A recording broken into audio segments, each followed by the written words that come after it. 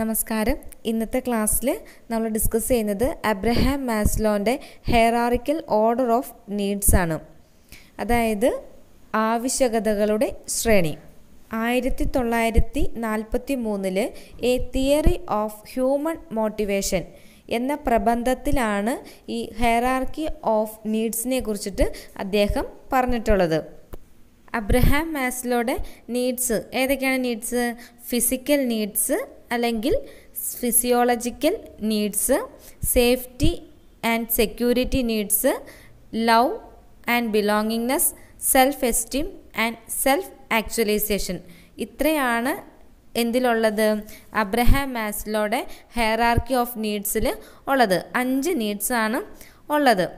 അപ്പോൾ Abraham Maslow has developed a hierarchical order of needs from physiological to self actualization need. According to him, human needs form a hierarchy where the lower needs must be satisfied before higher needs are felt. അപ്പോൾ അദ്ദേഹത്തിൻ്റെ order അനുസരിച്ചിട്ട് ആദ്യം ഏറ്റവും താഴത്തെ ലെവലിലുള്ളതാണ് ഏതെന്ന് പറയുന്നത് physiological needs അല്ലെങ്കിൽ physical needs. അതിനെ മലയാളത്തിൽ എങ്ങനെ പറയും? ശാരീരിക ആവശ്യങ്ങൾ എന്ന് പറയും. ഓരോരോ സ്റ്റെപ്പുകൾ, അതായത് ഓരോരോ ആവശ്യങ്ങൾ നേടിയെടുത്ത് അത് കംപ്ലീറ്റ് ചെയ്താൽ മാത്രമാണ് ഏറ്റവും ലാസ്റ്റ് സ്റ്റേജായ സെൽഫ് ആക്ച്വലൈസേഷൻ നീഡ്സിൽ എത്തിച്ചേരാനായിട്ട് സാധിക്കുള്ളൂ. അപ്പോൾ ഏറ്റവും ഹയസ്റ്റ് ലെവൽ ഏതാണെന്ന് ചോദിച്ചു കഴിഞ്ഞാൽ ഏതാണ്? സെൽഫ് ആക്ച്വലൈസേഷൻ നീഡാണ്. അപ്പോൾ നമുക്ക് ഒന്നേന്ന് താഴേന്ന് മുതൽ പഠിക്കാം. ഫസ്റ്റ് വണ്ണാണ് physical needs or physiological needs അല്ലെങ്കിൽ ശാരീരിക ആവശ്യങ്ങൾ. They form the basic foundation of Maslow's theory. They are usually in the form of hunger, thirst and sex, but there can be as many needs as one wishes to fashion. The psychological needs are the most powerful of all needs.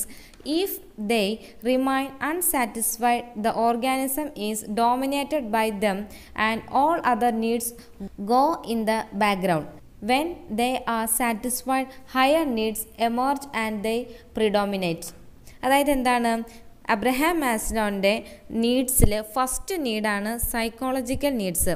അപ്പോൾ ഏറ്റവും പവർഫുള്ളായിട്ടുള്ള needs ഏതാണെന്ന് ചോദിച്ചു കഴിഞ്ഞാൽ ഏതാണ്? ഈ physiological നീഡ്സാണ് ഏറ്റവും important ആയിട്ടുള്ള പവർഫുള്ളായിട്ടുള്ള needs.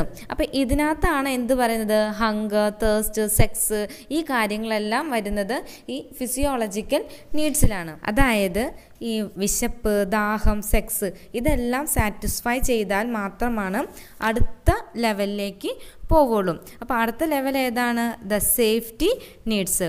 These are basically related to the security of a person.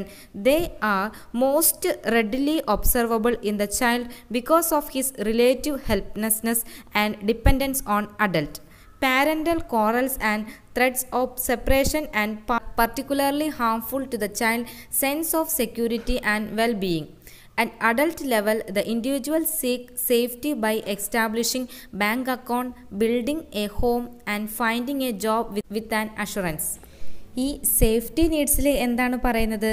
അതായത് ഒരു വ്യക്തിയുടെ സുരക്ഷയുമായി ബന്ധപ്പെട്ടിരിക്കുന്നതാണ് സേഫ്റ്റി നീഡ്സ്. അപ്പോൾ സേഫ്റ്റി എന്ന ആ വാക്കിൽ നിന്ന് തന്നെ നമുക്ക് മനസ്സിലാക്കാം എന്ത്? സുരക്ഷയാണ് അവിടെ ഉദ്ദേശിക്കുന്നതെന്ന്. ഇപ്പോൾ കുട്ടികളുടെ കാര്യം എടുത്താൽ നോക്കിക്കേ.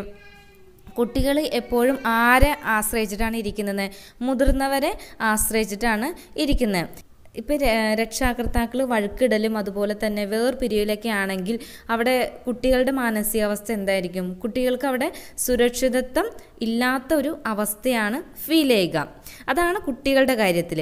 പക്ഷേ മുതിർന്നവരുടെ കാര്യത്തിൽ എന്തായിരിക്കും ആ സേഫ്റ്റി നീഡ്സും കൊണ്ട് ഉദ്ദേശിക്കുന്നത്?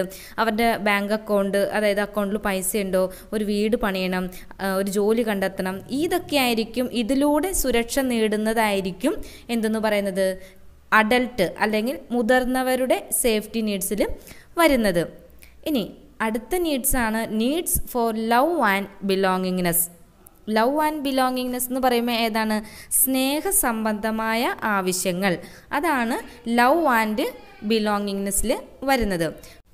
When the individual seeks friends, longs for affectionate relationships and wishes to find a place in some group, these needs are said to be manifested. ഈ നീഡ്സിൽ എന്താണ് പറയുക, അതായത് വ്യക്തികൾ സുഹൃത്തുക്കളെ തേടിയിട്ടായിരിക്കും, നല്ല സുഹൃത്ത് ബന്ധങ്ങൾ അന്വേഷിക്കുക, സ്നേഹബന്ധങ്ങൾ ഉണ്ടാവുക, ഇതൊക്കെയായിരിക്കും ഏത് നീഡ്സിൽ ആഗ്രഹിക്കുക, ലവ് ആൻഡ് ബിലോങ്ങിങ്നെസ്സിൽ വരിക. ഇത് സാറ്റിസ്ഫൈ ചെയ്യുമ്പോഴാണ് അടുത്ത നീഡ്സായ എസ്റ്റീം നീഡ്സിലേക്ക് പോവുക. എസ്റ്റീം നീഡ്സ് എന്താണ്, ആദര സംബന്ധമായ ആവശ്യം.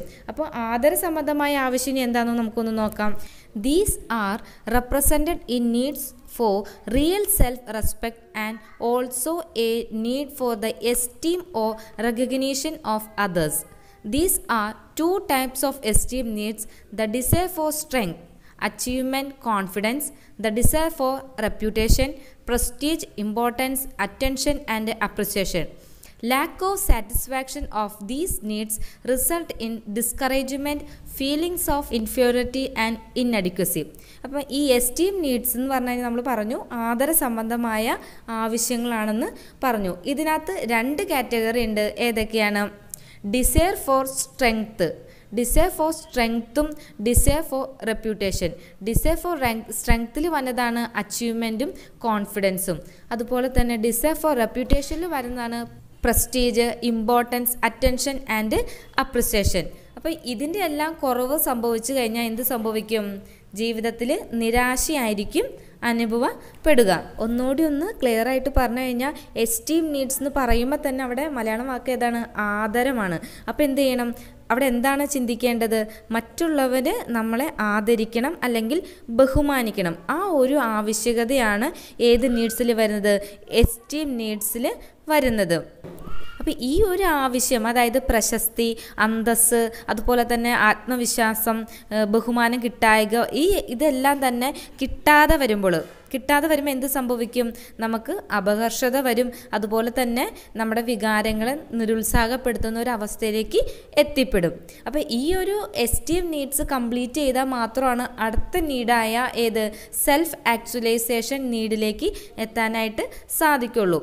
അപ്പോൾ നമുക്കിനി അടുത്ത നീഡ് എന്താണെന്ന് നോക്കാം. അഞ്ചാമത്തെ നീഡാണ് needs for self actualisation. Self actualisation എന്ന് വെച്ച് കഴിഞ്ഞാൽ വ്യക്തിത്വ ആവശ്യങ്ങളെയാണ് സെൽഫ് ആക്ച്വലൈസേഷൻ എന്ന് പറയുന്നത്. ഇനി അപ്പോൾ അതെന്താണെന്ന് നോക്കാം.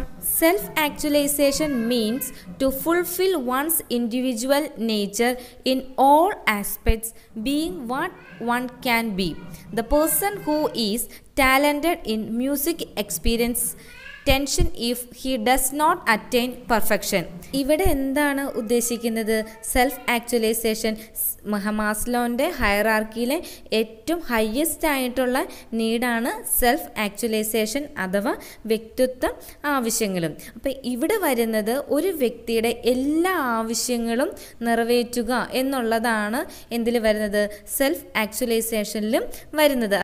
അതായത് പൂർണ്ണത കൈവരിക്കുക എന്നതാണ് ഈ സെൽഫ് ആക്ച്വലൈസേഷനിലും വരുന്നത്. ഇപ്പോൾ ഒരു എക്സാമ്പിളായിട്ട് പറഞ്ഞു കഴിഞ്ഞാൽ പാട്ട് പാടാൻ നന്നായിട്ട് അറിയാവുന്ന ഒരു വ്യക്തിയാണെങ്കിൽ അത് നന്നായിട്ട് പാടാൻ കഴിഞ്ഞില്ലെങ്കിൽ അവിടെ എന്ത് വരുന്നത്? അവിടെ ഒരു പൂർണ്ണത വരുന്നില്ല, അവിടെ പരിപൂർണതയാണ് വരുന്നത്.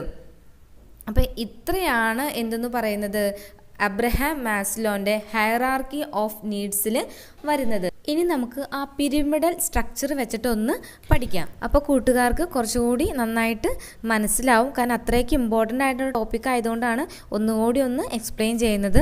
അപ്പോൾ മാസ്ലോ പറയുന്നത് എന്താണ്?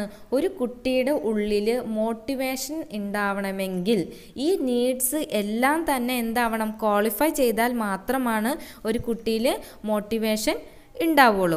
അപ്പോൾ നമുക്കത് ഒന്നുകൂടി ജസ്റ്റ് ഒന്ന് നോക്കാം. അതിൻ്റെ ആ പിരമിഡ് ഒന്ന് ശ്രദ്ധിക്കാം. അപ്പോൾ നോക്കിക്കേ, അബ്രഹാം മാസ്ലോയുടെ ആവശ്യകതകളുടെ ശ്രേണി. അപ്പോൾ ഏറ്റവും താഴത്തെയാണ് നമ്മൾ പറഞ്ഞത് ഫിസിക്കൽ നീഡ്സ് അഥവാ ഭൗതികം. അപ്പോൾ അതിനകത്ത് വരുന്ന എന്തൊക്കെയാണെന്നൊക്കെ? ശ്വസനം, ആഹാരം, ജലം, ലൈംഗികത, നിദ്ര, വിസർജനം. ഇനി അടുത്തതാണ് സുരക്ഷിതത്വം അഥവാ സേഫ്റ്റി നീഡ്സ്. അതിൽ വരുന്നതാണ് ശരീരം, ഉദ്യോഗം, വിഭവങ്ങൾ, ചാരിത്രം, കുടുംബം, ആരോഗ്യം എന്നിവയുടെ സുരക്ഷിതത്വം.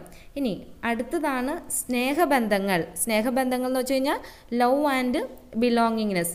അതിൽ വരുന്നതാണ് സൗഹൃദം, കുടുംബം, ലൈംഗിക ബന്ധം. അടുത്തതാണ് ആദരം. ആദരം എന്ന് വെച്ച് കഴിഞ്ഞാൽ എസ്റ്റീം നീഡ്സ്. അതിനകത്ത് വരുന്നത് ആദരവ്, ബഹുമാനം, ആത്മവിശ്വാസം, വിജയം. ദ ലാസ്റ്റ് വൺ ആണ് the needs for self actualization അല്ലെങ്കിൽ വ്യക്തിത്വം. അതിനകത്ത് വരുന്നത് ധാർമ്മികത, സർഗശക്തി, ഐച്ഛികത, പ്രശ്നപരിഹാരം, എടുത്തുചാട്ടമില്ലായ്മ, വിവേകം. അപ്പോൾ ഇത്രയും കാര്യങ്ങളാണ് സെൽഫ് ആക്ച്വലൈസേഷനിലും വരുന്നത്. കൂട്ടുകാർക്ക് കുറച്ചെങ്കിലും ഈ അബ്രഹാം മാസ്ലോൻ്റെ ടോപ്പിക്കിൽ നിന്ന് മനസ്സിലാവുമെന്ന് വിചാരിക്കുന്നു. ഒരു കാര്യം കൂടി ഒന്ന് പറയട്ടെ. അബ്രഹാം മാസ്ലോൻ്റെ ഫുൾ നെയിം എന്ന് പറഞ്ഞാൽ അബ്രഹാം ഹാരോൾഡ് മാസ്ലോ എന്നാണ് കേട്ടോ. അപ്പോൾ ഈ ഒരു ടോപ്പിക്ക് വളരെ ശ്രദ്ധിച്ച് പഠിക്കാം. ഹ്യൂമനിസ്റ്റിക് സൈക്കോളജിയുടെ ഫാദറാണ് അബ്രഹാം മാസ്ലോ. അബ്രഹാം മാസ്ലോൻ്റെ ഹൈറാർക്കി ഓഫ് നീഡ്സ് വളരെ പ്രധാനപ്പെട്ടതാണ്. അപ്പോൾ ആ നീഡ്സ് ഏതാണെന്നൊക്കെ ഒന്ന് ഓർത്തിരിക്കാം. ഏറ്റവും ആദ്യത്തെ നീഡ് ഏതാണ്? അതാണ് ഏറ്റവും ഫസ്റ്റ്. ചിലപ്പോൾ ഇങ്ങനെ ക്വസ്റ്റ്യൻ ചോദിക്കാം, അബ്രഹാം മാസ്ലോൻ്റെ ഫസ്റ്റ് നീഡ് ഏതാണ്? ഹൈറാർക്കി ഓഫ് നീഡ്സിലെ ഫസ്റ്റ് നീഡ് ഏതാണെന്ന് ചോദിച്ചു കഴിഞ്ഞാൽ ഏതാണ്? ശാരീരികമായ ആവശ്യങ്ങൾ അല്ലെങ്കിൽ ഫിസിക്കൽ നീഡ്സ്. ഏറ്റവും ലാസ്റ്റിലത്തെ ഏതാണെന്ന് ചോദിച്ചു കഴിഞ്ഞാൽ വ്യക്തിത്വ ആവശ്യങ്ങൾ അല്ലെങ്കിൽ സെൽഫ് ആക്ച്വലൈസേഷൻ നീഡ്. അപ്പോൾ അത് എന്തെങ്കിലും ഒരു ഓർഡർ ആയിട്ടൊന്ന് ഓർത്തിരിക്കാം കേട്ടോ. 5 നീഡുള്ളൂ. നല്ല എളുപ്പമാണ് പഠിക്കാനായിട്ട്.